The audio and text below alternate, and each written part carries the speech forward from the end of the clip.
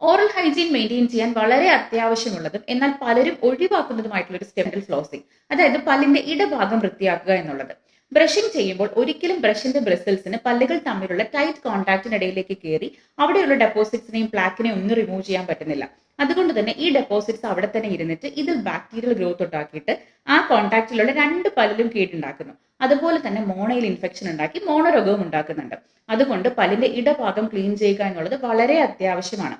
ഇതിനായിട്ട് നമുക്ക് ട്രഡീഷണൽ ആയിട്ടുള്ള ഡെന്റൽ ഫ്ലോസിങ്, അതായത് ത്രെഡ് പോലത്തെ ഡെന്റൽ ഫ്ലോസ് യൂസ് ചെയ്യാം. ഫ്ലോസ് പിക്സ് ഉണ്ട്, അതായത് ചെറിയൊരു ഹാൻഡിൽ വരുന്ന ഒരു ടൈപ്പ്, അത് യൂസ് ചെയ്യാം. ഇന്റർഡെന്റൽ ബ്രഷസ് അവൈലബിൾ ആണ്. പല സൈസിലുള്ള ബ്രഷസ് ഉണ്ട്. നമ്മുടെ ഓരോരുത്തർക്കും അവരുടേതായിട്ടുള്ള സൈസിനനുസരിച്ചുള്ള ഇന്റർഡെന്റൽ ബ്രഷസ് യൂസ് ചെയ്യാം. വാട്ടർ ഫ്ലോസേഴ്സ് അവൈലബിൾ ആണ്. ഇതൊക്കെ യൂസ് ചെയ്ത് പല്ലിന്റെ ഇടഭാഗം ക്ലീൻ ചെയ്യാവുന്നതാണ്. ഇത് കുട്ടികൾക്കും മുതിർന്നവർക്കും ഒരുപോലെ ഇമ്പോർട്ടന്റ് ആണ് ഈ ഒരു സ്റ്റെപ്പ്. സോ ബ്രഷിങ്ങിന്റെ കൂടെ നിങ്ങൾ ഫ്ലോസിങ്ങും കൂടെ പ്രാക്ടീസ് ചെയ്യുക.